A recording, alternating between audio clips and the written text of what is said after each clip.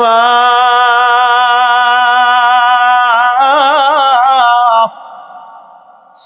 আমি গরু তোমাদের সামনে আসছি, তোমরা অনেক ক্ষুধার্ত, তোমরা আমি গরুকে একটু জবাই করে খাও।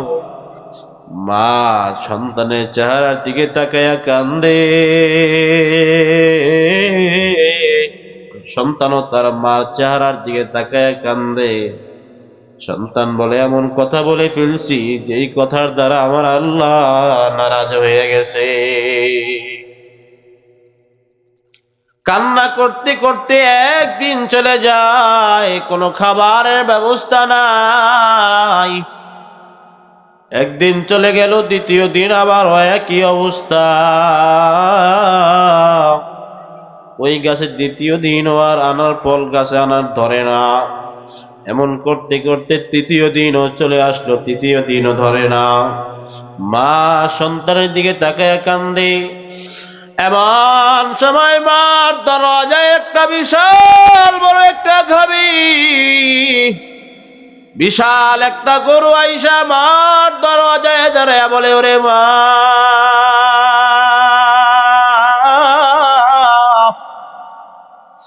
আমি গরু তোমাদের সামনে আসছি, তোমরা অনেক ক্ষুধার্ত,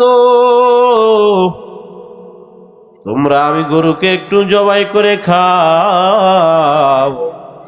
আমি গরু সাক্ষী দিলাম আমি তোমাদের জন্য হালাল।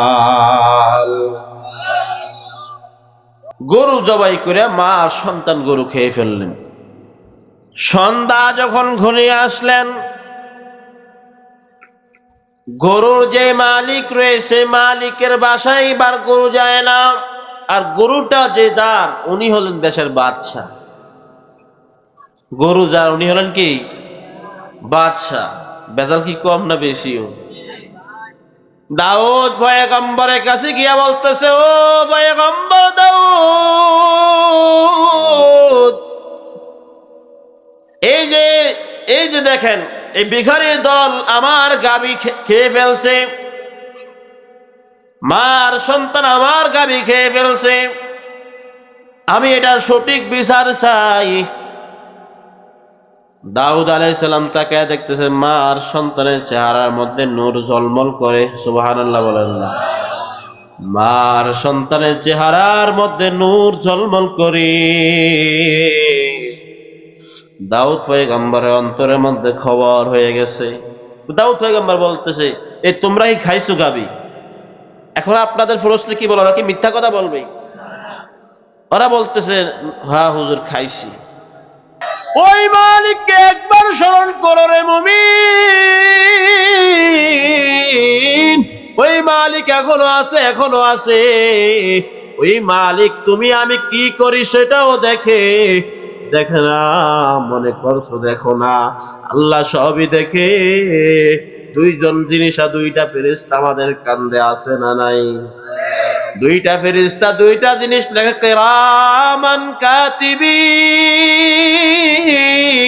কাতিব ফেরেশতা আপনার আমার আমলগুলো সব সময় লেখে। আপনি আমি কি মনে করেছি? বলে এত কিছু কেমনে রাখবো, কোথায় এত কাগজ, কোথায় এত পৃষ্ঠা, কোথায় এত কিছু। আমল নামা ভালো হয়েছে ডান হাতে পাইলা, কিন্তু আমল নামা খারাপ হইলে বাম হাতে পাইবা, তবে কেমনে পাইবা? মুফাসসির কেরাম বলতেছে, যার আমল নামা খারাপ হইবে, জাহান্নামের ছুরি দ্বারা তার বুকটা ফাইরা ফেলবে।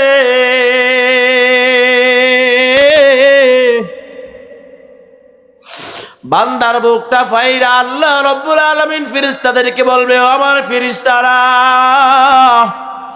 যাই বান্দার বাম হাতটাই বুকের মধ্যে দিয়া ঢুকাইয়া দে। আল্লাহু আকবার বলে। আমার এই বান্দার বাম হাত তার বুকের মধ্যে দিয়া ঢুকাইয়া দে। ফেরেশতারা আল্লাহর অর্ডার পাওয়া মাত্র আর একটা মিনিটও লেট করবেন না, একটা সেকেন্ডও লেট করবেন না। তার এই বুকটা পাইরা তার বাম হাতটা এই বুকের মধ্যে দিয়া পিছন দিয়া বাহির করে দিবে। ও আমার বাবাজি, ও আমার সমাজের ভাই, ও পদ্মার অন্তরালের আম্মা,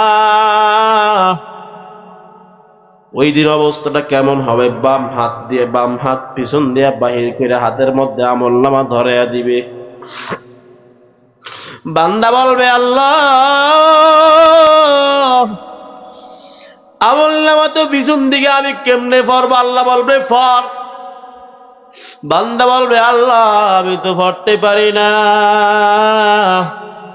আমার চোখ সামনের দিকে, আমার হাত পিছনের দিকে, আমলনামা পিছনের দিকে, আমি কেমনে পড়বো? আল্লাহ বলবে, ও ফেরেশতা, ও আমার জাহান্নামের ফেরেশতা, এই বান্দার মাথাটা ধইরা মাথাটা পিছন দিকে ঘুরাইয়া দে। আল্লাহু আকবার বলে। এই বান্দার মাথাটা পিছনের দিকে ঘুরাইয়া দে। ফেরেশতারা অর্ডার পাওয়া মাত্র বান্দার মাথাটা পিছনে ঘুরাইয়া দিবে। একটা সেকেন্ডের জন্য অপেক্ষা করবে না। বান্দা আমলনামা পইরা কপালে আর পাছায় থাবর দিয়ে বলবে, হায় কপাল। দুনিয়ার মধ্যে ওলামায়ে কেরাম এত ডাকলো, হুজুররা এত ডাকলো, মুফাসসিররা এত ডাকলো নামাজের জন্য, ফজরে ডাকলো, জোহরে ডাকলো, সব সময় ডাকলো, সব অবস্থায় ডাকলো। আহারে কেন যাইলাম না? শুধু যাইলাম না তাই নয়, দোকানে বসে এই কথাটা বলছি সেটাও তো উঠা গেছে, আমি কোন জায়গায় দাঁড়ায় প্রস্রাব করছি সেটাও উঠা গেছে, কোন সময় প্রস্রাব করে পানি লই নাই সেটাও উঠা গেছে, আমি কোন সময় কোনটা করি নাই একটাও তো বাদ নাই, যা করেছি সব তো উঠা গেছে। আল্লাহর বান্দা ওই সময় তার আমলনামা পইরা আমলনামা বলবে, আল্লাহ, এই আমলনামা আমার নাই, আমলনামা আমার না। বান্দা যখন বলবে, আল্লাহ, আমলনামা আমার না, আল্লাহ বলবে, আমলনামা তোর না? বলে না, আমার বিশ্বাস হয় না, আমি এত গুনাহ করি নাই। আল্লাহ ওই সময়ের মধ্যে মুখের মধ্যে মোহর মেরে দিবে, আল-ইয়াউমা নাখতিমু আলা আফওয়াহিহিম ওয়া তুকাল্লিমুনা আইদিহিম ওয়া তাশহাদু আরজুলুহুম বিমা কানু ইয়াকসিবুন।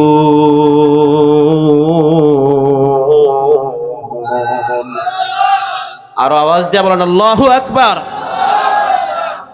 আল্লাহ বলেন, ও দুনিয়ার মানুষ, ওই দিন আমি আল্লাহ মুখের মধ্যে মোহর মেরে দিব,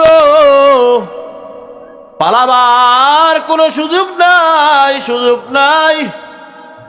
ও মুসলমান, ওই দিন পালাবার কোনো সুযোগ নাই। এখনো সময় আছে, এখনো তওবা করার সময় আছে, এখনো সময় আছে। হাজারো তওবা করো, হাজারো গুনাহ করে। আল্লাহ বলেন, কুল ইয়া ইবাদিয়াল্লাযীনা আসরাফু আলা আনফুসিহিম লা তাকনাতু মির রাহমাতিল্লাহ। আল্লাহ বলেন, ও দুনিয়ার মানুষ, গুনাহ করতে করতে সীমা লঙ্ঘন করে ফেলছো, গুনাহ করতে করতে সীমানা লঙ্ঘন করে ফেলছো। লা তাকনাতু মির রাহমাতিল্লাহ। আল্লাহর নবীর একজন সাহাবী, তার চরিত্র অভ্যাস ছিল সব সময় মৃত মানুষের কাফন চুরি করা তার নেশা ছিল। কি চুরি করা? চলবো সামনের দিকে। কাফন চুরি করা তার পেশা ছিল। সব সময় কাফন চুরি করে বাজারে বিক্রি করত, ভালো দাম পাইতো। তওবা কেমন করে করতে হবে সেই জিনিসটা বোঝানোর জন্য আমি এই ঘটনাটা আনছি, না হয় আমার এটা টানার কোনো নিয়তি ছিল না। আল্লাহর বান্দা, একদিন একটা লাশ, একটা মানুষ মৃত্যুবরণ করছে, যুবতী এক নারী, বিশ্ব সুন্দরী এক যুবতী, তার চেয়েও সুন্দর এই পৃথিবীর জমিনে আর দ্বিতীয় কোনো নারী ছিল না, দ্বিতীয় কোনো মেয়ে ছিল না। ইবলিস শয়তান আয়েশা বলে, ওরে সাহাবী, এখনো তো বিয়ে করিস না, এখনো তো বিয়ের বয়সও যায় নাই। ও সাহাবী, দেখ এই মেয়েটা কত সুন্দর, কেবলই তো এই মেয়েটাকে কবরের মধ্যে রাখলো, এখনো তাকে কোনো পোকায় আক্রমণ করে নাই, কিছুই আক্রমণ করে নাই। যেহেতু এই কাফনটা চুরি করবি, তুই এই মৃত এই দেহটাকে আর কখনো পাবি না, সেই তো বক্তব্য বন্ধ হয়ে গেছে, বলতে পারবি না। তুই এইটার সাথে তোর মনের চাহিদা পূরণ করে নে। ওই সাহাবী তার মনের ইচ্ছা অনুযায়ী সেখানে যৌন মিলন করলেন। এমন সময় কাফনটা নিয়ে উপরের দিকে উঠে আসতেছেন, সামনের দিকে দৌড়ানো আরম্ভ করেছেন। পিছন থেকে গাইবি আওয়াজ ডাক দিয়া বলে, ওরে সাহাবী, তুই আমার সাথে এই কাজটা করতে কেমনে পারলি? আল্লাহর সামনে কি আমাকে নাফাক অবস্থায় দাঁড় করাবি? এই আওয়াজ পাওয়া মাত্র সাহাবী বেহুশ হয়ে পড়ে যায়। সাহাবী বেহুশ হয়ে পড়া হাউমাউ করে কান্না করে, চোখের পানিগুলো ছেড়ে দিয়ে কান্না করতেছে, আমি তো বড় অপরাধ করে ফেলছি, এই অপরাধের আর ক্ষমা পাবো না। সাহাবী অজরে কান্না করতেছে। ওমর ফারুক রাদিয়াল্লাহু তাআলা আনহু জিজ্ঞাসা করে, তুমি কেন কাঁদতেছো? কোনো কথা বলে না। ওমর ফারুক ধমক দিয়ে বলতেছে, সাহাবী তুমি কেন কথা বলো না? সাহাবীকে যখন ধমক দিয়ে উঠলেন, বলতেছে, না, আমার কথা বলার কোনো জবান নাই, আমি এত খারাপ কাজ করে ফেললাম। আল্লাহর নবীর সাহাবী ওমর ফারুক ওই সাহাবীকে নিয়ে নবীর দরবারে হাজির। আল্লাহর নবীর দরবারে গিয়া বলতেছে, ও পয়গম্বর, আপনার সাহাবী এমন ভাবে কান্না করতেছে, বাচ্চা সন্তানরা ওইভাবে কান্না করে না, কেন কান্না করতেছে তাও বলে না। পয়গম্বরের কাছে সাহাবীকে দিয়া ওমরে ফারুক চলে যায়। আল্লাহর নবী বলতেছে, ও সাহাবী তুমি কেন কান্না করতেছো বলো? বলে, পয়গম্বর আমি অনেক বড় গুনাহ করে ফেলছি। ও মুসলমান, এখানে একটু মনে মনে ভাবেন, জীবনে কত গুনাহ করেছেন, কতই না অন্যায় করলেন, কতই না গীবত কইলেন, কতই না পরের হক নষ্ট করলেন, কতই না গুনার কাজ কইরা আজকে মাথায় টুপি দিতেছেন, কিন্তু আল্লাহ আপনাকে আমাকে মাফ করছে কিনা সেটাকে জানিনি। আল্লাহ আমাকে আপনাকে দয়ার নজর দিয়ে তাকাইছে কিনা সেটা জানিনি। আজকে চোখের পানি পালায় একটু মাওলাকে স্মরণ করে, হয়তো আজকে এই ময়দানে আপনি ওয়াজ শুনতেছেন, আগামী বছর আর সময় পাবেন না। এমনকি আজকে এশারের পরও আপনার লাশ, আপনার মৃত্যুর খবর এই মাইক দ্বারা প্রচার হতে পারে। এমন ঘটনা এই দুনিয়ার জমিনে বহু ঘটতেছে হবেও। অমুসলমান, আল্লাহর নবীর সামনে সাহাবী সমস্ত গুনাহের কথাগুলো কেমনে বলবে? বলতে পারে না, লজ্জা লাগতেছে। সাহাবী বলতেছে, ও পয়গম্বর আমি বলতে পারবো না, আমি অনেক বড় গুনাহ করে ফেলছি। আল্লাহর নবী বলতেছে, ও সাহাবী গুনাহ কেমন বড়?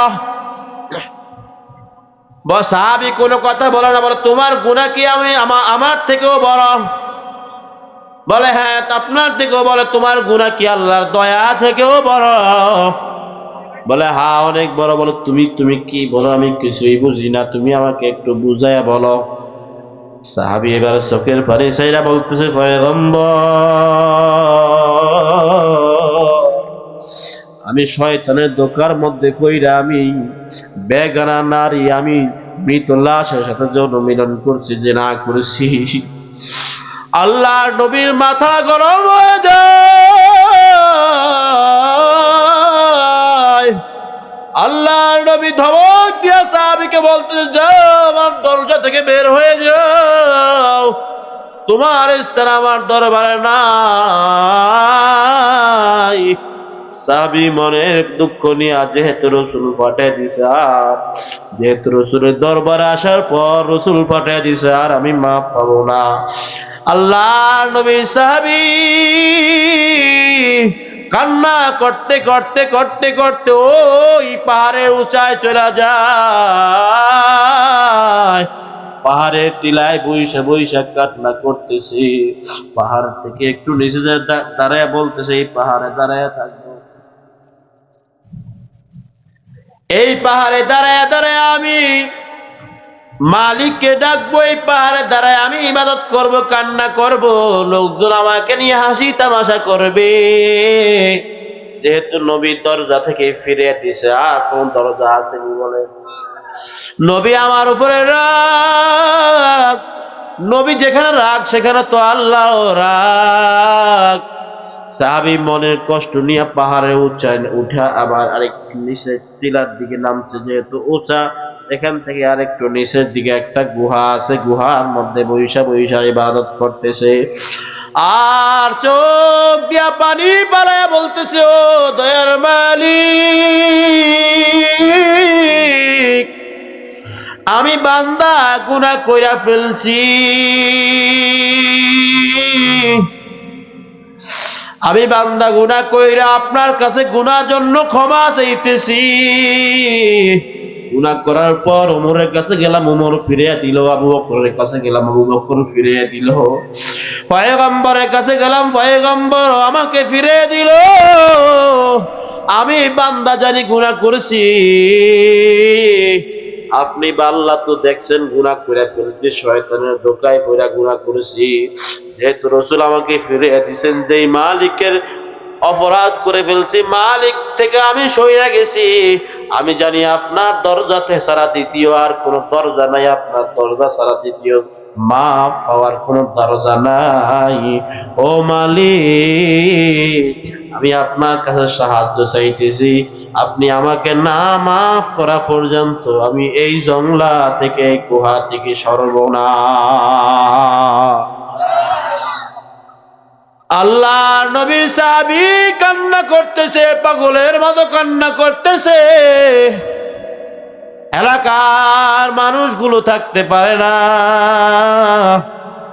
শিশু বাচ্চার মতো হাউমাউ হাউমাউ করে কান্না করতেছে। এলাকার মধ্যে মানুষগুলো টিকতে পারতেছে না, দিনের বেলাও বাইর হয় না, খানা নাই, পানি নাই, কোনো কিছুই নাই। একদিন নয়, 2 দিন নয়, যাইতে যাইতে 40 দিন পর্যন্ত পার হয়ে গেছে। আমার আল্লাহ দেখতেছে 40 দিন পার হয়ে গেছে। আমার আল্লাহর কুদরতি অন্তরে জোশ মারে গেছে। আল্লাহু আকবার বলে। আমার আল্লাহর কুদরতি অন্তরে জোশ মারা যায়। আমার আল্লাহ জিব্রাইলকে পাঠিয়ে দেও, জিব্রাইল যা যা যা আমার নবীকে জানিয়ে দে, আমার এই সাহাবীকে আমার নবী ফিরিয়ে দিয়েছে। বল আমার নবীকে এই কথা বইলা দিবি, এই উম্মতকে আপনি বানাইছেন না, আল্লাহ বানাইছে। আল্লাহু আকবার বলে। আল্লাহর নবীর কাছে জিব্রাইল আইসা বলতেছে, ইয়া রাসূলুল্লাহ, ইয়া হাবিবাল্লাহ, আল্লাহ ওহী পাঠাইছেন। আল্লাহ বলছে, আল্লাহর এই বান্দাকে আপনি বানাইছেন না, আল্লাহ বানাইছেন। পয়গম্বর বলতেছে, আল্লাহর বান্দাকে আল্লাহ বানাইছে বলে আপনি তাহলে ফিরিয়ে দিয়েছেন কেন? আপনাকে এই ক্ষমতা কে দিয়েছে? আল্লাহু আকবার বলবেন না? কে আপনাকে এই ক্ষমতা দিয়েছে? পয়গম্বরকে জিব্রাইল বলতেছে, পয়গম্বর,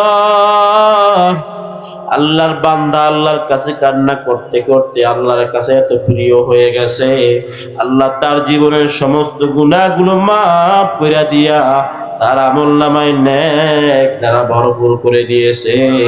আল্লাহ বলছে তার এই বান্দাকে আপনি আপন কইরা আপনার কাছে নিয়ে আসতে। আল্লাহর নবী দরবারে গিয়া হাজির। আল্লাহর নবী কান্না করতে, চোখ দিয়া পানি পড়তেছে। আল্লাহ কি আবার আমার উপরে নারাজ হয়ে যায় কিনা? কারণ আল্লাহ কি বলছে, আপনি বানাইছেন না আমি বানাইছি। আল্লাহর পয়গম তাড়াতাড়ি সাহাবায়ে কেরামদেরকে ডাক দিয়ে বলে, ও আমার সাহাবায়ে কেরাম, কই জলদি করে আসো। সমস্ত সাহাবায়ে কেরাম জলদি করে আয়েশা বলতেছে, পয়গম্বর কেন ডাকতেছেন? বলে, আমি আমার সাহাবীকে আমার দরজা থেকে তাড়িয়ে দিলাম। আজকে কতদিন যাবত হয়ে গেছে। সাহাবীরা বলতেছে, আপনার ওই সাহাবীকে আমরা বহুবার ডাকছি আসার জন্য, সে আসে নাই, শুধু কান্নাই করতেছে, কান্নাই করতেছে, কান্নাই করতেছে। বলতেছে, আল্লাহ যদি না মাফ করে আর সেখান থেকে আসবে না। পয়গম্বর বলতেছে, যাও যাও সাহাবায়ে কেরাম আমার সাহাবীকে জানায়া দিবা আল্লাহ তাকে মাফ করে দিছে। সাহাবীরা বলতেছে, পয়গম্বর আমরা বহুবার গেছি, সে আসে নাই। পয়গম্বর বলতেছে, তাহলে বৃদ্ধা সাহাবী আবু যর আছো, আর অন্যান্য মুরব্বী সাহাবী আবু হুরায়রা সহকারে মুরব্বী সাহাবীদেরকে সেখানে পাঠায়া দেয়। সাহাবীরা গিয়ে বলতেছে, ও ভাই, কোন শব্দ নাই, কোন আওয়াজ নাই, শুধু কান্নার আওয়াজ পাইতেছে, কান্নার আওয়াজ পাইতেছে। হঠাৎ করে দেখতেছে একটা লোক গুহার মধ্য থেকে কান্নার আওয়াজ আসতেছে, কোন লোকের চিহ্ন নাই, ছোট একটা মানুষ, শরীরটা একটা কঙ্কালের মতো গুজা দিয়া রইলেন, শরীরের মধ্যে কোনো কিছুই নাই, কারণ 40 দিন পর্যন্ত কোনো কিছুই খায় নাই, কোনো কিছু পানও করে নাই, শুধু কান্না করতেছে। তাকায়া দেখতেছে ওই চোখ দিয়া কান্না করতে, যেই চোখ দ্বারা পানির পরিবর্তে চোখ দিয়া রক্ত ঝরঝর করে পড়তেছে। ওরে ও মাইনুদ্দিন ঘাট এলাকার মানুষ, একটু চিন্তা কর,